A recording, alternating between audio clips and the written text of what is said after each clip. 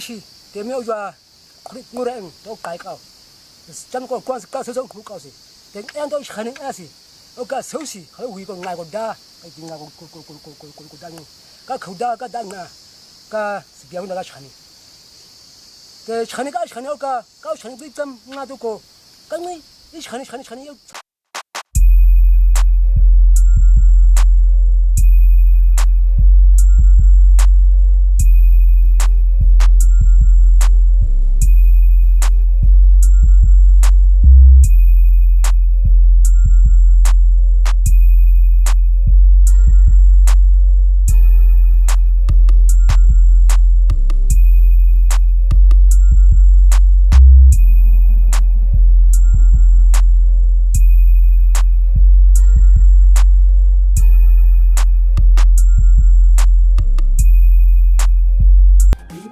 Vamos encerrar esse tópico de consoantes na aula de hoje, né?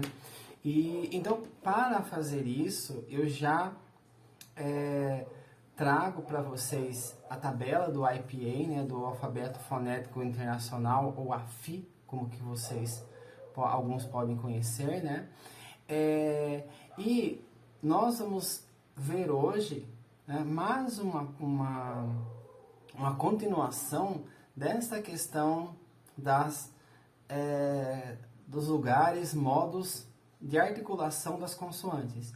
Então vejam que na introdução da aula passada eu coloquei assim, que é necessário nós entendermos a produção, a pronúncia das línguas estrangeiras e da nossa língua através da articulação e não só do ouvido. Então, na aula passada eu mostrei para vocês que até pouco tempo atrás nós trabalhávamos com a ideia de que eu poderia...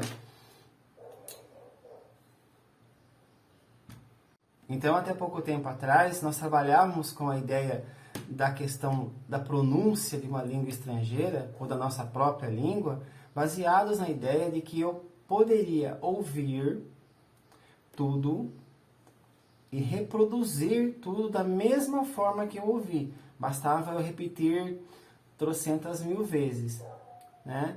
E era assim que eram feitos os cursos de pronúncia, as aulas de pronúncia. Então vocês podem reparar que hoje a aula de pronúncia na universidade de qualquer língua é 72 horas, muito pouco, para o método que eles usam, né? Então a fonética articulatória, ela aparece aí, tá, como uma forma de nós mudarmos o foco do ouvido apenas para a consciência da articulação. Então o que nós fazemos na fonética articulatória é permitir que um professor de línguas consiga trabalhar com este aluno a pronúncia, né? Ou você mesmo aprendendo a língua estrangeira, trabalhar a partir da consciência do trato vocal, né? Então, é a mesma coisa de um jogo de futebol ou de um treino de tiro, no qual eu tenho ali a bola, né? Os alvos onde eu tenho que jogar a bola, e eu tenho ali uma arma que eu tenho que atirar num determinado alvo, poder recarregar essa arma, tirar do coldre e atirar. Então, aparentemente, né, qualquer um de nós acha que pode jogar uma bola no gol ou atirar com uma arma, sacar, atirar no alvo, só vendo o outro fazer, né? Mas não.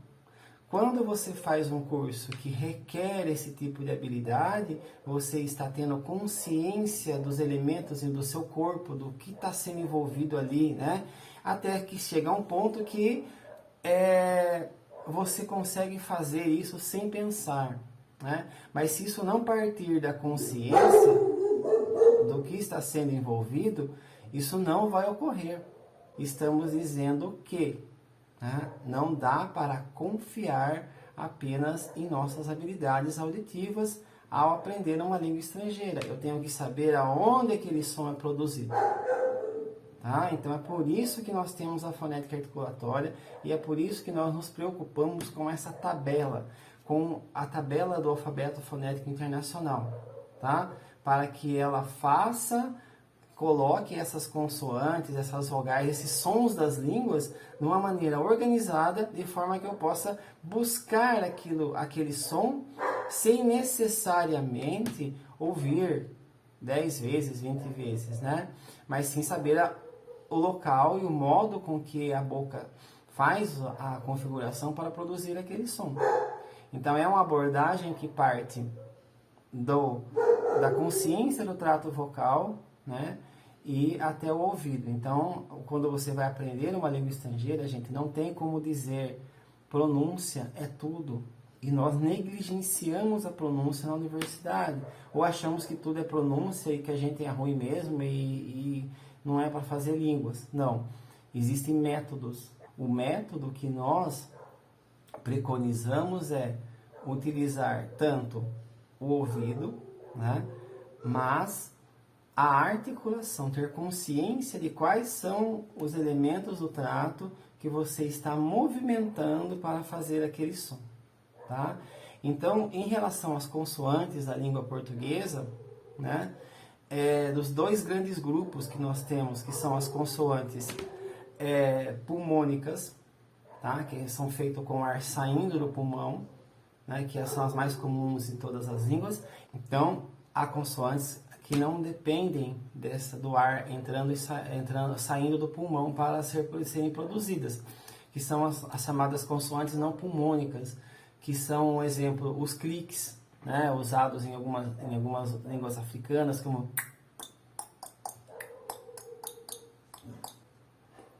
esses são os cliques. E há outros sons que não dependem desse ar saindo do pulmão. No curso, nós vamos só ver as consoantes pulmônicas, tá? Então, são essas as consoantes pulmônicas, que elas são feitas a partir do ar saindo do pulmão, indo para o trato vocal, como expliquei em outras aulas, né? Então, a diferença entre vogal e consoante as vogais, elas não bloqueiam o fluxo do ar que sai do pulmão e a vibração das pregas vocais, elas saem direto, enquanto as consoantes, elas fazem ali o bloqueio do trato vocal. Então, vamos ver nesta aula, que ela não é tão demorada, né? Vamos ver aí, então, o que nós precisamos saber sobre as consoantes pulmônicas. Só que antes, eu vou explicar para vocês alguns elementos que vocês precisam saber sobre reconhecer as consoantes na tabela do IPA ou do AFI, tá? Então, vejam bem, quando vocês olham a tabela do AFI, do Alfabeto Fonético Internacional, ou do IPA, né? Quando vocês olham essa tabela, e essa tabela ela foi feita pela Associação Fonética Internacional, então a última versão dela é de 2015, ou seja, desde 2015 não surgiu nenhum som novo em outras línguas para ser colocadas aí, mas ela tem todos os sons das línguas do mundo, tá? Então, todos os sons da língua do mundo são comportados nessa tabela do IPA, tá ok? Bem, a tabela do IPA para as consoantes pulmônicas, como vocês podem ver, ela é dividida em linha, ou seja, colunas e linhas. As linhas, elas vão marcar o quê? As linhas vão marcar um modo de articulação. E as colunas vão marcar o local de articulação. Então, para mim reproduzir uma consoante, tá? Eu tenho que ver, igual a batalha naval, tenho que ver aqui qual que linha ela está, e vai indicar o modo que eu vou fazer essa consoante, e na coluna, né, o local que eu vou fazer essa consoante, tá? Então, a maioria das consoantes, ela tem dois parzinhos, vozeada e não vozeada, tá? Então, quando vocês olham, a não vozeada vem primeiro, vai ficar à esquerda, e a vozeada à direita, tá ok? Então, quando eu vejo uma consoante ali, eu vou saber, olhando na linha, como eu vou fazer essa consoante, ou seja, o modo de articulação, como eu vou articular, o modo que eu vou articular. Depois, na coluna, o lugar que eu vou articular, tá? Então, vamos supor que eu tenho ali, por exemplo, eu tenho ali escrito, por exemplo, uma consoante bilabial sonora, tá?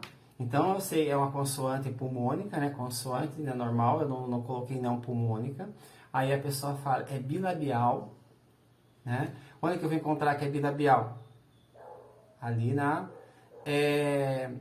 coluna. Então, a coluna vai mostrar para mim se é bilabial. Então, sempre começa com o lábio e termina com a glote, tá? Anterior, posterior.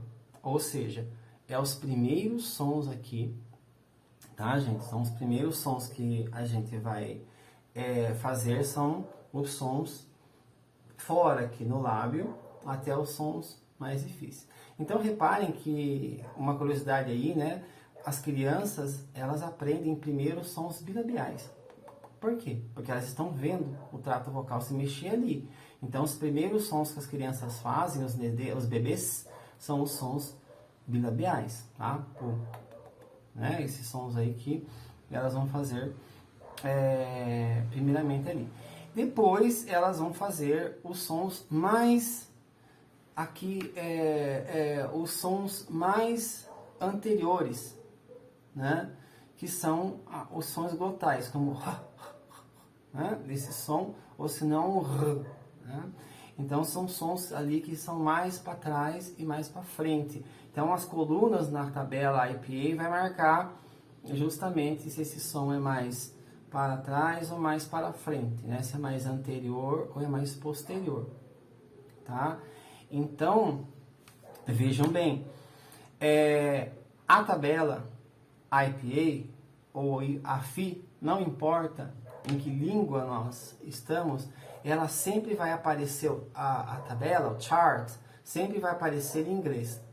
E os termos são, por quê? Porque a Associação Fonética Internacional foi criada no século XIX, no final do século XIX para o século XX, na Inglaterra. Então, todos os elementos ali das colunas vão estar escritos em inglês. Então, eu coloquei para vocês uma tradução, né? E nós usamos a tradução para dar as aulas. Então, a primeira coisa que vocês têm que ver é a questão da plosiva. Em português, as plosivas, nós chamamos elas de plosivas, isso aí em relação ao módulo de produção, as linhas ali, tá? Olha as linhas ali. A primeira é plosiva ou oclusiva. Vocês podem usar os dois meios. Falar plosiva e falar oclusiva é a mesma coisa ali, né? Tem umas diferenças aí, mas em termos, para essa nossa aula, que nós temos tão poucas horas, vamos chamar de plosiva, né? Seguindo a tabela. Depois, eu vou ter o quê? As nasais. Né? As nasais, que estão ali também, nasal, é um modo de articulação. Por quê? Porque eu vou articular com o articulador, mas vou deixar o ar passar pelo nariz. Né? Uma banda e parte do ar passar pelo nariz. É um modo de produzir. Então, se eu falo, por exemplo, P, B, me, eu estou usando o quê? Mesmo modo de articulação. As três consoantes são plosivas. Essas três consoantes são bilabiais. Mas o M, o me, ele é nasal. Então é P, B, me. Qual a diferença então do P e do B? Uma é desvozeada e a outra é vozeada. O B é vozeado, o P não. Tá? Quando eu faço P, eu só escuto o vozeamento quando eu chego no E. Quando eu faço B, o vozeamento já está ali. É só eu ter sensibilidade aqui na ponta do dedo e perceber essas vibrações aqui, como eu disse na aula passada. Então, o me faz conjunto com o P, B, me. Né? Por isso que quando você está na escola e está aprendendo alfabetização, você não coloca o M antes do P e do B, porque é impossível, né? Então, por aí, usando essa primeira articulação, já dá para vocês perceberem como que nós vamos utilizar a tabela para produzir o som de qualquer língua, tá? Desde que o exemplo dessa língua seja dado em símbolos do IPA, do Alfabeto Fonético Internacional, ok? Então, ali depois das nasais, eu vou ter ali as fricativas, né? Aí as aproximantes, né? Tanto as fricativas aproximantes, né? E as aproximantes laterais, né? Que a nossa lateral, o que nós temos no português mais famosas é o L, então é o L. Por que lateral? Porque você coloca a língua para cima e o ar sai pelas beiradinhas da língua, na L, L, tá vendo? Você deixa um espacinho aqui nas laterais da língua para que o ar saia. Então o ar sai lateralmente, você fecha o meio da boca e o ar sai por, né? L, L, tá vendo? Né? Então há vários tipos de L, né? Que é a letrinha L aí no alfabeto. Só que reparem, tá? Não vamos confundir o nosso alfabeto normal, que é o alfabeto latino, com o alfabeto do IPA, tá ok? Então no IPA, por exemplo, eu vou ter que esses L, o que nós chamamos de L, já não é mais L, né? E há muito tempo atrás, né? Então, quando eu falo difícil, eu não estou usando um L no final, eu estou usando uma semivogal, que nós vamos ver depois. Como se fosse um Uzinho fraco aí no final, né? Quando eu falo fácil, eu não estou usando o L, eu estou usando um som que não é o L do IPA, é um outro som. Vocês entenderam? Então, quando eu falo fácil, eu estou usando uma semivogal no lugar do L. Então, reparem que a pronúncia, ela difere do alfabeto latino. O alfabeto latino não representa a pronúncia, tá ok? Completamente. Ele representa uma parte, mas não representa completamente. Porque se eu falo, por exemplo, fácil, eu não estou usando um L. Esse L que está no IP, essa aproximante lateral. Porque se fosse falar com L, eu falaria fácil. Entendeu? Fácil. Né? Tá? Final. Final. E não final. Vocês entenderam? Então, nós, no português brasileiro, falamos o L final, no final de palavra, né? Nós não pronunciamos o L. Mas o alfabeto latino, como ele não tem essa função de ser exato em relação à pronúncia, você vai colocar um L, tá ok? Então, não confunda o som do L que nós usamos em final de palavra, como fácil e difícil, sabe? Final, esse L do final da palavra, com o nosso L aí, aproximante lateral, que ele é o quê? O som dele é L, né? O L, né? Então, seria sal e não sal, né? Então, esse L, para ser uma consoante, ele tem que ser pronunciado assim, sal, né? L, né? Final, né? E é assim que você pronuncia, você vê a diferença entre o alfabeto latino e o alfabeto do IPA, embora nós tenhamos muita coincidência de letras, né? Tanto, por exemplo, o Sapa e Zapa, nós temos o S e o Z certinho ali. Mas, por exemplo, em jarra, que também é uma fricativa pós-alveolar, ó, sarra é alveolar, você coloca a língua atrás do alvéolo, depois eu tenho jarra, né? Jarra, que a língua sobe no alvéolo, lá em cima, lá no pós-alveolar, fica um pouquinho para trás, quase no palato. Jarra, né? Charra, jarra. Então aí eu já tenho outros símbolos, que é um S compridão e um Z, aquele Z parece Z de letra cursiva, tá?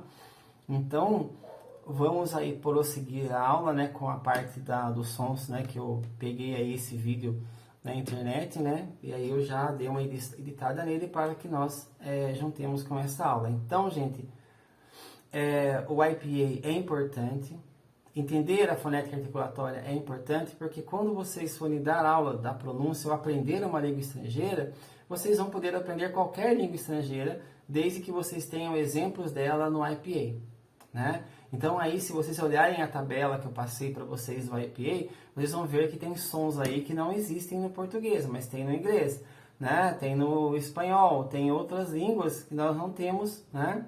E quando vocês olham para os róticos, os R's aí no IPA, vocês vão ver, por exemplo, que é eu tenho, por exemplo, aí um som em inglês que eu vou traduzir chamado trill, né? O trill, o que é o trill? É uma vibração, vibrante.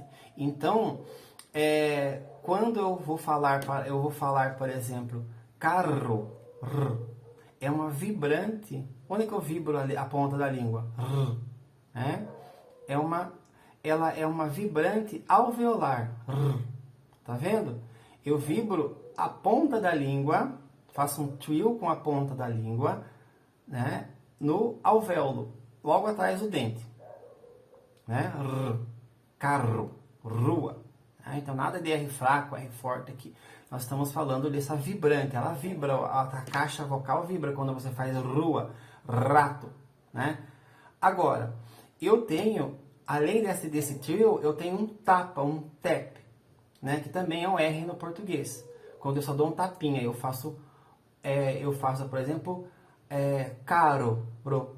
É no mesmo lugar da vibrante, só que é uma vez só. Caro, caro, caro. Ó, a língua faz assim, pá, pá, né? Dá uma lapada, né? Uma lapada que a gente chama de tap, né? Não traduziu como lapada, né? Traduziu-se como tap mesmo e ficou tap, né? Mas é um tapinha. Então, a diferença de caro, é feito no mesmo lugar, né? E um outro som que é apenas um tapa, um tap, nesse mesmo local. Caro, rua, rua, rua. E aí no português eu tenho os R's, que nós chamamos de R, né? Mas são sons que vocês vão ver aí, que cada um tem seu nome, eles são mais anteriores, né? É difícil eu, por exemplo, entender no francês, por exemplo, que esse rótico, esse R que é usado no francês, né, não é o do espanhol, é um pouquinho para trás. Né? Então, se no espanhol tem o arro, que é na parte molinha ali, logo no finalzinho do palato atrás, né, para me fazer o R do francês, eu vou ter que fazer com que o ar passe um pouquinho mais para trás, subindo a língua um pouquinho mais. Né? Né? Né? Então, fica essa distância um pouquinho mais. Então, o que eu tenho que treinar não é ouvir, né, em primeiro momento. É sim tentar fazer com que os articuladores encostem ou desencostem, cheguem mais próximo do local que vai produzir aquele som. Tá? Então, quando vocês vão aprender uma língua estrangeira, eu tenho a consciência do trato, eu vou modular o meu trato aqui para se aproximar daquela pronúncia, né? Aí sim, eu vou comparar, né? Existem programas na internet que você pronuncia e eles veem se você pronunciou certo ou errado, né? Vocês não precisam lá fazer aquela prova oral que a gente fazia antigamente, né? E o professor ficava ali ouvindo você fazer os R's, né?